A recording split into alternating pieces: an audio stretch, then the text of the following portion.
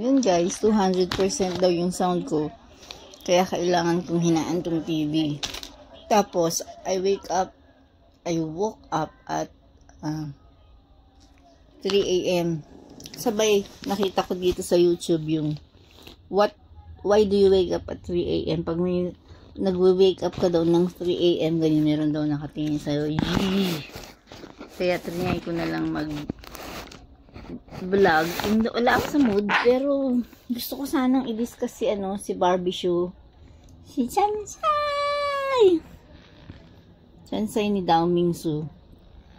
Medyo malalim naman yung i-discuss ko. It's about, di ba nakakapagtaka ang pagka sinabing namatay siya of pneumonia, ganyan. Hindi ko i-discuss yung, kasi may kumakalat na ganyan.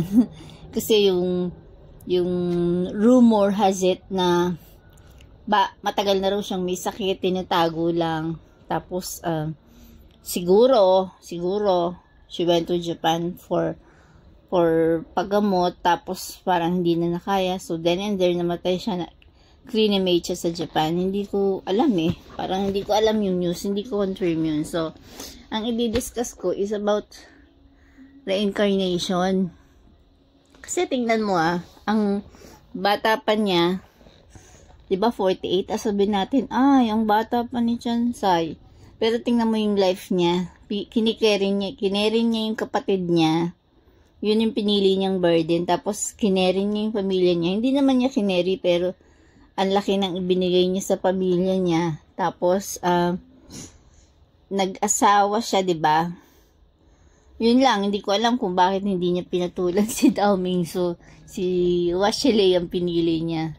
Sa totoong buhay, nasagutin kasi daw parang bad boy nga si Dao Mingsu. Tapos, yung asawa niya, di ba naghiwalay sila ng 2021.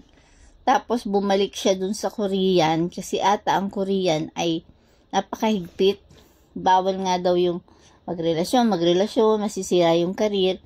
Masyado silang mahigpit na inagaya ng mga Pilipino. Pinapakialaman yung mga relasyon. Pinapakasal yung mga talent nila or ginagawang on or ginagawang hindi on. Kagaya ng Julina at yung ipapalabas, Marvin na hindi nagkatuluyan, tsaka yung Jericho at Heart na hindi nagkatuluyan dahil hindi pala, ayaw pala ng magulang yung kay Heart. Yung kay Marvin, ayaw ng Channel 2. Madikit lang kay Julina yun. Dahil ibang channel, parang binabawalan yata. Ganun yata. Hindi ko sure. Ang i-discuss ko ngayon kasi yung kay Barbie na yung asawa niya, nakahiwalay niya. Tapos after 20 years, may affair na pala sila nung 2001 something ganyan. 2000 nung Korean. Tapos, nung nalaman daw nung lalaki na wala na sila, hinanap niya yung old number niya. Luckily, yun pa rin yung number niya. Tapos, nag-rekindle sila ng relationship. Tapos, naging sila 2021 lang up to present. So, naging sila naman. Pero, hindi sila nagkaanak nung pangalawa. Doon sa una lang siya may anak na 2. Tapos, parang yun nga, nakita mo na sa pananaw ko na fulfill na siya. Diba lagi kong sinasabi na the spirit knows. The spirit knows when the time is right. Yung wala ka nang gagawin, fulfilled ka na, done. Yung done na yung may nga yung sabi ni I have kept the faith. I keep up the fight. Parang ganyan. Diba ang bait-bait ni Barbie? Pero palagi dala-dala niya yung kapatid niya. Pilit niyang dinadala. Dalawa sila pero hindi yung sumikat-sikat. Bit-bit niya. Parang yun yung dharma niya. Hindi naman karma, dharma kasi maganda Maganda dun sa family niya. Maganda dun sa ex niya na nakita niya. Nakita niya finally yung love niya. Tapos hanggang nitong huli. Nitong huli daw, sabi tinatago daw na meron siyang sakit. Tapos, yun nga, parang may cover yung ano ko. Meron kasing, ano ko yung tawag dito. Yung case, tumatakip sa camera. Tapos, maganda yung karma niya. Hindi, sabi ng karma kasi, pag daw learned ka, open yung mind mo, marunong ka, hindi ko alam, di ba? Ang unfair naman tignan doon pag sinabi mong sa mga marunong, sa mga bukas ng isip. Di ba? Sa hindi raw bukas ng isip, sa halip na puntahan daw yung ikakaganda ng spirit niya, napupunta daw sa malabong sitwasyon sa buhay, yung mga kulturang pababa, parang ganyan. Tapos hindi ka gaya ng pagbukas ng isip mo, pataas, parang spaghetti, no? Ikaw daw kasi ang pipili ng pupuntahan mo. Parang unfair nga, no? Paano kung hindi naman masyadong matalino yung tao? Marami kasing taong hindi naman nakakaintindi. Maraming hindi naman kagaya ng ngayon, hindi naman masyadong bukas ang isip natin sa reincarnation, di ba? Sabi daw, kaya daw hindi tayo bukas din kasi daw sarado. Sinasara daw. Hindi daw hindi daw ino-open. Hindi daw ino-open ng mga Katoliko. Ginagawa daw tayong prisoner para daw makontrol tayo. Parang ganun sabi ng katwiran. Kaya daw itinatago. Pero hindi ko naman feel na ganun. Kasi kung atheist ka naman, hindi ka naman papakialaman ng Katoliko. Bakit ka atheist? Ganyan. 'Di ba? So, kung naniniwala ka sa karma, ngayon, lately, sa reincarnation, hindi na nila masyadong kinukontra. Marami na yung naniniwala sa reincarnation. Ako naniniwala ko kasi kitang-kita ko sa sarili ko. Hindi ko alam kung ilang beses ko na, kung na-discuss ko na sa inyo, pero ako, I've reincarnated ang feel ko siguro mga 6 lang yung natatandaan ko. Na karakter ko na hindi ko alam. Tuko!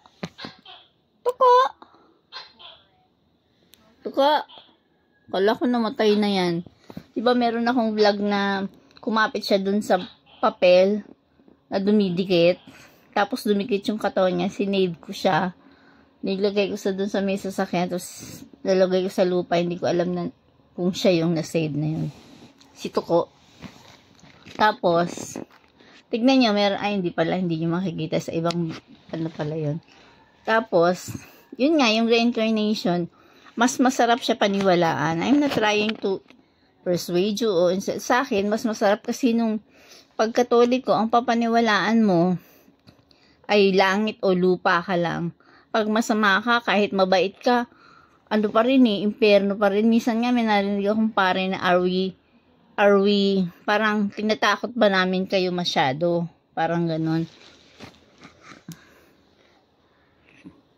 Yan, kaya, ganon na sobrang matakot ka sa Diyos, parang ganyan, parang laging ganon. Na, kahit konti lang na gawin mo na tama na yung ginagawa mo, pangit pa rin. Samantalang, on the other hand, sa Hindu, sa India lalo, sa India, ang belief nila, sa lahat ng tao, kahit masama, merong mabuti. Baligtad nga, sa atin, kahit napakabuti na, merong ang masamang gawa mo, yung kahit na, masama pa rin yung gawa mo. Parang ganun, diba? Tapos, paparusahan ka, aakyat ka sa langit. Di mo alam kung sino yung aakyat lang sa langit, iaakit sa langit. Susunduin ni akit sa langit. Tapos, pagdating ng paghuhukom, mabubuhay uli, kukunin lahat, bubuhayin yung buto, lalagyan ng laman. Kaya nga, di ba, bawal yung cremation. Kasi kung cremate, paano kukunin yung buto mo? Doon ka bubuhayin uli. So, yun yung turo sa atin. Pero ang turo sa atin sa reincarnation, sa malalim na learning, yun daw, tayo daw tao, hindi daw nakakatakot. Kasi nga, pag sa Hindu, hindi, kasi ko dun sa tunog sa TV Hindi daw good or bad. Yun nga, lahat ng tao, merong good sa isang tao na hahanapin mo. Tapos, hindi ka, pag learned ka, ang ingay naman eh, hindi ka mamamatay. Hindi ka raw namamatay. Kasi parang learning na, hindi daw tayo dapat matakot sa death. Kasi maraming chances. Pag pangit ang ugali mo ngayon, yung mga ginawa mo, dharma has it na kung maganda, pero kung karma has it, hindi naman daw yun payment. Hindi daw yun payment, paikot lang daw yun. Karmic cycle na. Pipili ka, ikaw ang pipili ikaw ang pipili ng taong pupuntahan mo bago ka ipanganak. Meron daw congregation yon. Na pinili nyo daw yun, lahat ng event, lahat ng tao, nagpahamak sa'yo, lahat ng buwisit sa buhay mo, lahat ng maganda na tao, pinili mo daw yun. Hindi mo naman talagang pinili, pero on the way, may taong darating na ganito. Yun daw din. So, hanggang 28 daw yung effect nun sa'yo. Hanggang 28 years old. Pero, parang may narinig akong 40. Pero noon pa, alam ko hanggang 28. Yung 29, kung kaya mo nang baguhin, ikaw na yung gagawa para mabago. Kaya yung sinasabi nila na, pag pinanganak kang mahirap, kasalanan mo. Pero pag namatay ka pa rin mahirap, pag pinanganak kang mahirap, di mo kasalanan. Pero pag namatay kang mahirap, kasalanan mo na. Parang ganun. Kasi at 28, 29, ihawak mo na yung buhay mo. Kaya mo nang palitan yung cycle mo. Hindi, yung payment na pinili mo. Halimbawa, killer ka dati, killer ka. Halimbawa lang kung killer ka, magtataka ka, bakit yung family mo na massacre. Parang ganon, di ba? Di ba, magtatakantaka ka. Pero hindi mo alam, pinili mo yun para makabayad ka. Tapos, halimbawa,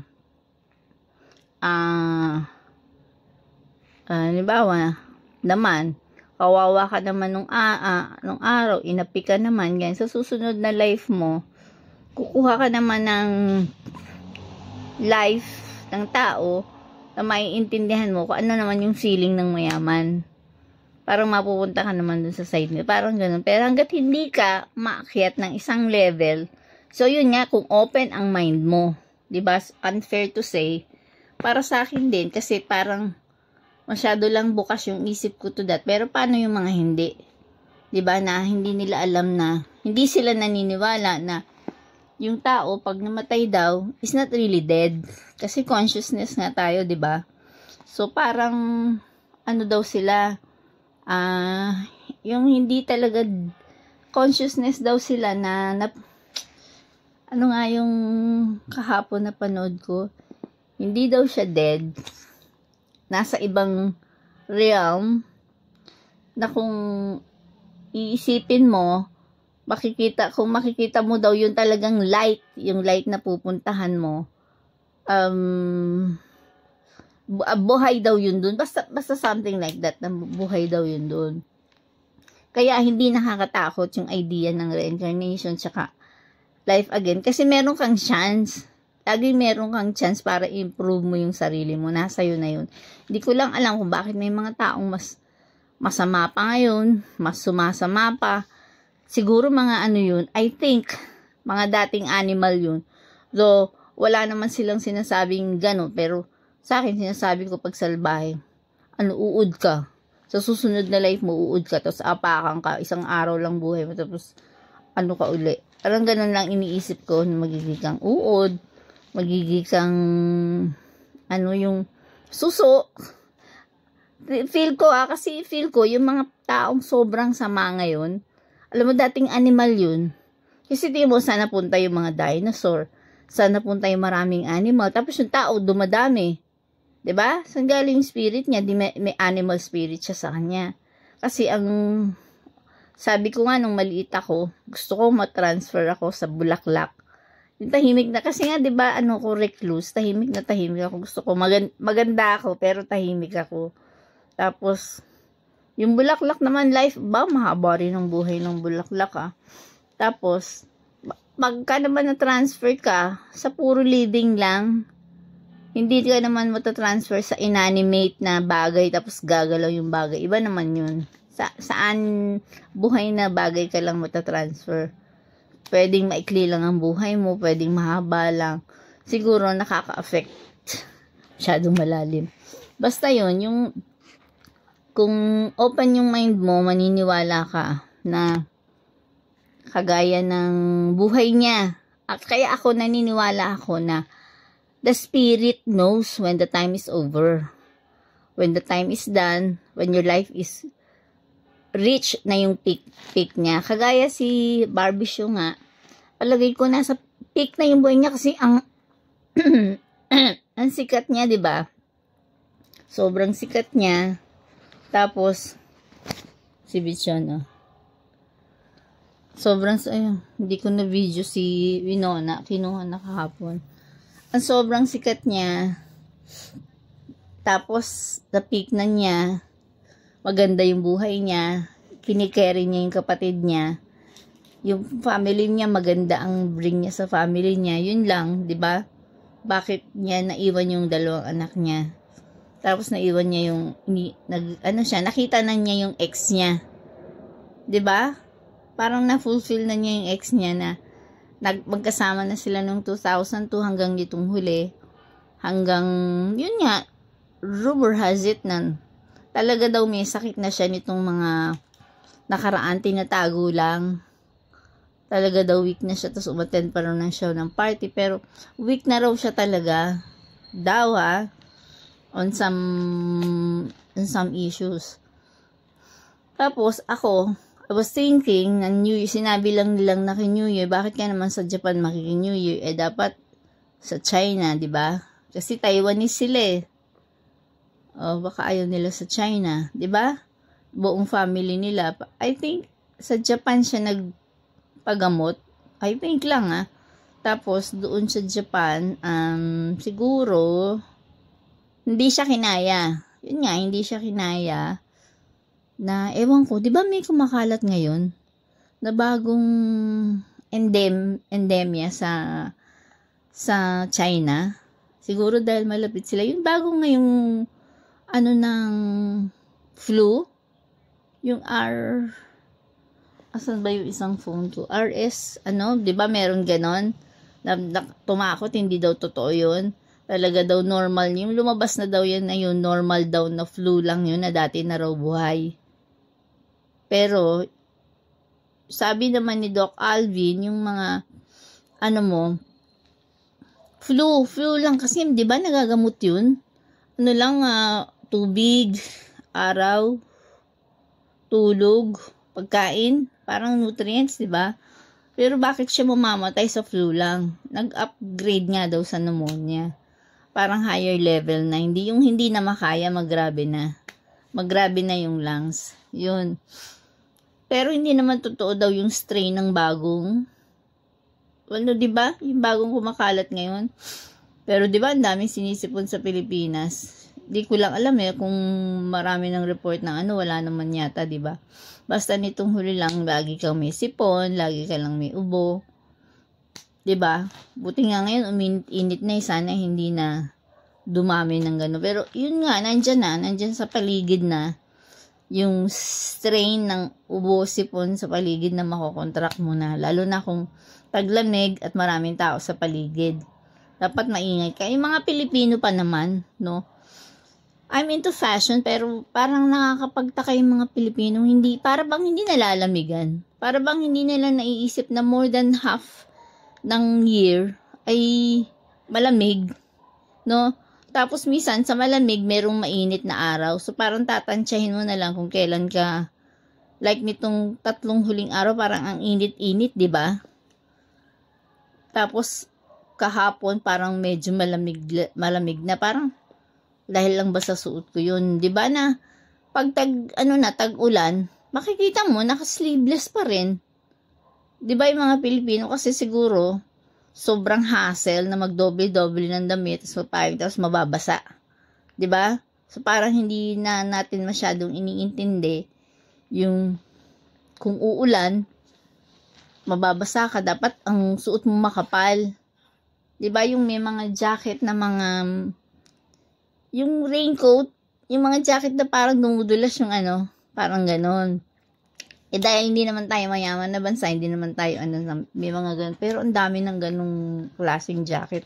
Yung mga Pilipino, hindi pa rin aware. Hindi pa rin sila aware. Tapos, pagkataglamig na, magsa-start ng, minsan, mainit ng October, November.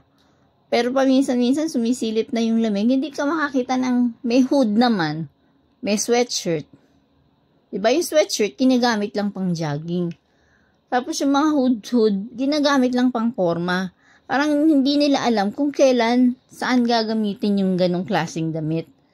Kagaya ngayon, ako, naka long sleeve pa rin ako ngayon. Kasi nga, I am thinking na baka 1 week pa yung taglamig. Magagamit ko pa yung mga long sleeves ko bago ko maitago. Tapos, bakit ba ako napunta sa weather ng Pilipinas na mga Pilipinong, kasi nga nasa pneumonia tayo. Hindi ba nila maintindihan bakit kailangan mo magdamit ng ganito? Kahit naman sa mayaman, 'di ba, kung ganito yung damit mo, paglabas mo, kahit na hindi ka lumabas, makaka-encounter ka pa rin ng ulan, 'di ba? Pagbaba mo ng sasakyan, para bang sa bagay hindi naman siguro sila nababasa, no? Na may tag-init sa Pilipinas na laging ang suot mo sweatshirt, crop top, sa Pilipino napakanipis na damit, sexy, kita yung tiyan, kita yung ganito, tapos mini skirt, tapos ano pa suot ng mga babae, sleeveless, backless, 'di ba ganun? Parang akala mo ba palaging summer? No, palaging summer, samantalang dapat kung December, January, February, ngayon, spring na ngayon. So, ang suot mo, dapat medyo naninimbang ka na eh. Naninimbang ako sa mainit sa gabi, tapos malamig na sa labas. Mainit na sa labas, malamig sa gabi. Tapos, spring, summer, fall na. Kasi dito may puno kami ng ano yung gamot na halaman? Ano siya eh, nagfo-fall siya. Nagfo-fall siya pag month ng November, December, August, ganyan. Nagfo-fall siya, nalalagas yung mga dahon niya, naglalaglagan yung mga dahon. So, alam ko na fall na. Dapat ang suot mo, meron kasing month na hindi masyadong maulan eh, pagkatapos ng August. Hanggang something, August, September, minsan bumabagyo, November, minsan, tapos December, merong isang bagyo, di ba? So, by now, kung talagang Pilipino kang matanda, hindi mo naman kailangan kabisaduhin na gano'n naman lagi yung kagaya ng November 1, apakainit. Never, nag-November 1 na hindi umulan. Hindi mo pa na-experience na nag-November 1, napupunta ka ng sementeryo, palaging basa. Minsan kahit ambon lang, aambon talaga yan. Kaya nga, I hate talaga na ano ba yung November 1? All Saints Day? Ganyan. Pero pag Halloween, walang ulan. Sa All Saints Day, November 1 lang. Tapos, kaya nga I hate going to the cemetery kasi alam mo yung cemetery namin hindi social. Like nung bata ako, na-experience ko yung ang bata-bata mo, hihilahin ka dun sa putik, lalakad ka na ang layong-layo dun sa laloma, ang layo ng lalakarin mo. Tapos, uhaw na uhaw ka, hindi ka titignan ng matatanda kung uminom ka na ba. Ewan ko kung nanay ko ba pero ang natatandaan ko, hindi mother ko yung mga nagsasama sa akin nun eh. Kung uminom ka ba, ang init-init sa daan. Tapos, pagdating mo dun sa may puntod, sikip-sikip. Tapos yung gilid, ang dumi-dumi, aapak ka doon, makikisiksikan ka doon, tutungtong kayo sa may mga gilid, tapos makukontento kayo na nakaupo kayo sa mga gilid-gilid na batong ganyan. Kaya I hate talaga, much as hindi ko alam kung may kinalaman sa claustrophobia ko kasi hindi naman ako close space doon eh. Open naman yung kung titignan mo, kaya lang apakaliit ng mga lugar. Kaya I hate talaga going to the cemetery. Hindi nga ako nakikipaglibing eh. So, pagka ganun sa wake lang ako pupunta, pero sa libing, never. Hindi ko na-experience yung mga crying hard nila. Ang na-experience ko yung tawanan. Yung tawanan naming clan. Maingay kami sa, kala mo hindi kami namatayan eh. Pag nag-uusap kami, huy, baka tumayos na si ganyan, ganyan. Sabi niya, hindi, gusto niya yan, gusto niya maingay. Ganon kami kaingay. Tatawa na kami, nagjo-joke kami. Minsan yung pinsan ko, yung pinaka-late nitong namatay, pupunta pa, meron pang may dalang crib, minsan may dalang pusa, may dalang aso, may mga bawal daw. Walang bawal sa amin. Bawal daw mag-uwi ng pagkain. Pero merong inuwi yung balde, baldi-balding kape, ganyan. Hindi uso sa amin yun. Tapos, yung pinakamakulit kong pinsan, papasok dun sa crib, dun matutulog. Yung bago siya namatay nitong huli. Tapos, sana ba ako napunta? Nasa reincarnation ako eh. So, though yung lahi namin ay matalino nga, ay dare na i-discuss sa kanila. Kasi nga, pagka daw may alam kang ganun, just keep it to yourself. Kasi, hindi mo naman yung tao na maniwala sa'yo or sa alam mo. So, I'd rather na i-keep na lang sa sarili ko. Though yung pinsan kong isa ay bago lang uma-attend ng anong grupo yung sinasalihan niya that believes so much in reincarnation. Parang NGO daw yun.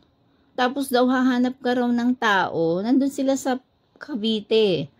Hahanap ka raw ng tao. Tapos tuturuan mo. Ganun daw yung teaching sa kanila. Dapat naka-ready ka na alone umalis ka mag-isa or kung alone ka lang. Pero hindi ko naririnig sa kanya yung gagawa ka ng mabuti para sa next life mo. Mas magaang na yung babalikan mo. One step to perfection. Ganyan. Hindi ko naririnig sa kanya yung pag next life mo is ending yun eh. Alam mo, yung pinsan ko kasi, nung namatay siya, babae, 40 yata. Architect siya sa SM.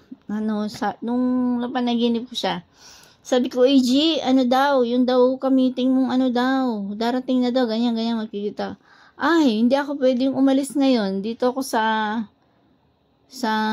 meron akong ginagawa, hindi ako pwedeng lumabas ngayon. Pero nandun siya sa loob ng cave. Nakita ko. Tapos, hindi ako makakalis ngayon eh. Paano kaya? Ganyan. Ganon yung flow ng panaginip ko. Tapos, yung ko naman, yung kapatid ko. Kita ko naman, napanaginip ko naman. Tapos, kwentuhan. Nandun daw siya sa loob ng isang condominium daw pa, something. Pero nandun siya sa loob ng isang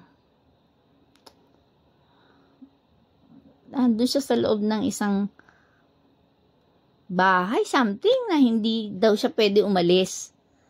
Hindi daw siya pwede, nandito pa ako sa meron pa akong ginagawa. Sabi niya ganyan, hindi pa ako kakaalis. Tapos to namang bayaw ko, yung namatay nitong last year. After na namatay siya 1 week, napanaginip ko naman siya. Nagkukwentuhan kami, nasa bangka kami sa gitna ng dagat. Tapos, sakit ka nga, tinan mo nga, ang ano-ano laki na ng tiyan mo. Kaya kasi feel ko yung laki ng tiyan niya na tinatago niya ng jacket. Yun yung umipit sa heart niya. Hindi ko maintindihan kung bakit yung mga lalaki minsan, lumalaki yung tiyan. Lumalaki yung liver. Kaya gaya nung bayaw ko na namatay nitong February. Ang laki ng tiyan nun. Dati, ang ganda ng katawan niya, ang liit nung tiyan. Walang tiyan yun, ang ganda. Tapos, unti-unting lumalaki yung tiyan nila. Di ko alam, dapat kasi pag lumalaki yung tiyan ng lalaki, pansinin niya. Hindi nila pinapansin hanggang lumalaki ng I think, yung naipit yung puso niya. I think, yun eh.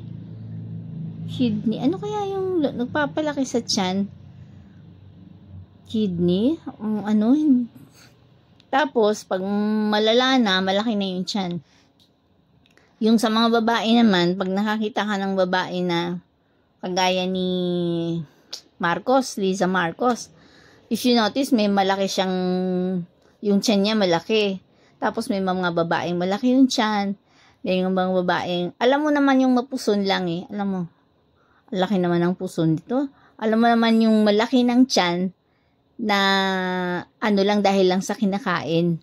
Pero iba yung talagang malaki na yung tiyan. Yung iba karamihan doon, may mayoma. Yung iba naman, pinababayaan na lang nila.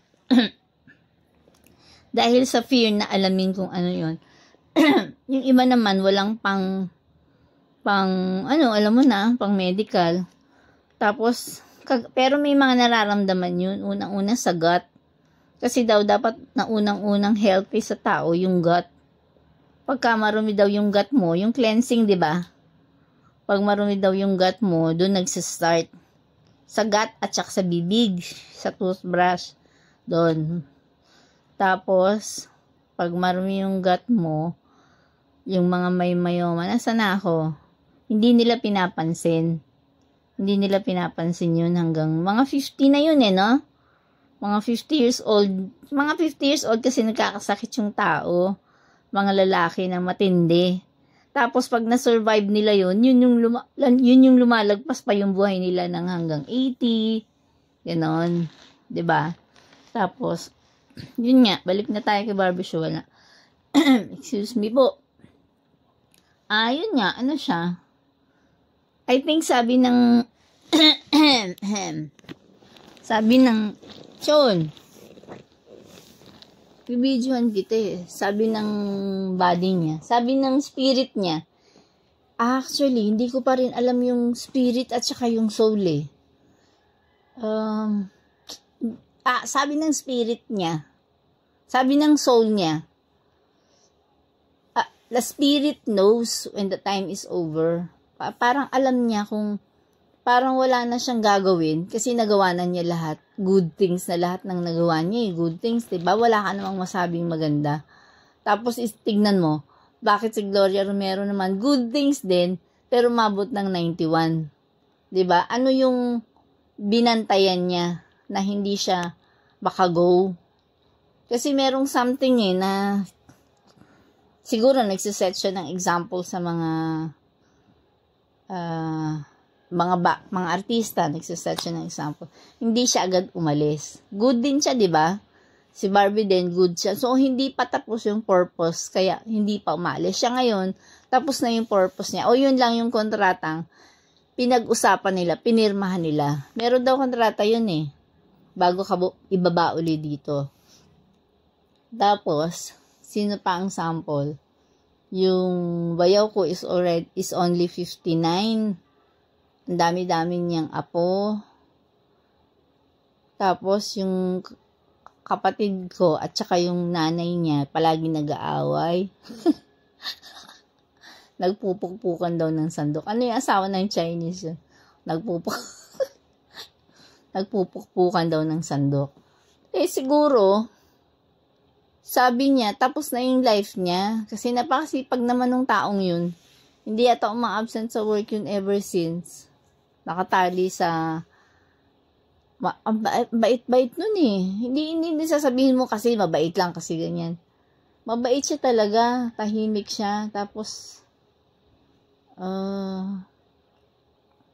di ba na-discuss na ko na sa inyo si Ronaldo Valdez? Di ba? Kasi, di ba, yung time niya is over na. The spirit knows when the time is over. Kaya kailangan na niyang umalis kasi kakahiwalay niya, may asawa na yung mga anak niya, settled na, nakahiwalay na. Maganda na yung career niya, tapos na yung prime niya. Tapos yung asawa niya, naghiwalay sila a year ago lang. A year ago, nagpunta na ng Amerika. Tapos, relasyon niya yung PA niyang babae. Yun, karelasyon niya yun. Tapos, parang yung life niya, wala nang pupuntahan. Sinabihan niya yung PA niya na you're still young. Mag-asawa ka, ayusin mo yung buhay mo. Hindi yata yung PA niya, pupunta na ng Amerika for good. Tapos, sinabihan niya, tama, mag-asawa ka, ganyan. Ayusin mo yung life mo. Ngayon, nagsabi lang niya, na magkita sila, tapos nagkita sila, tapos paalis na yung babae. Tapos, hindi mo masabi yun na depression kasi siguro, sabi ng spirit, siguro ha, I'm not claiming na yun nga yun, sabi ng spirit niya na, kung amalis na tong babaeng to, wala na rin yung anak ko dito sa bahay, ganyan-ganyan, di wala na. Life is over, di ba? For me. Sabi nung katawan, pero sabi rin siguro ng isip yun na, alam niya na life is over. Pero lang yung mga yung mga hindi naman meron din namang hindi over yung life, pero pinipilit niya maging over. Meron din mga meron din naman kasi mga artista, artista lang, nag-aarte lang. So, siya ay ay pumunta sa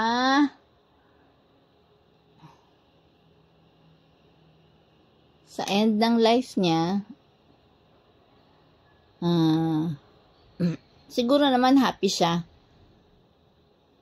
Kaya lang yung anak niya mapupunta na siguro dun sa asawa niya. In good terms naman sila. Parang nalulungkot din yung husband niya. Tapos, maraming nalulungkot para sa kanya kasi good person siya. Yun ang kwento ng Dharma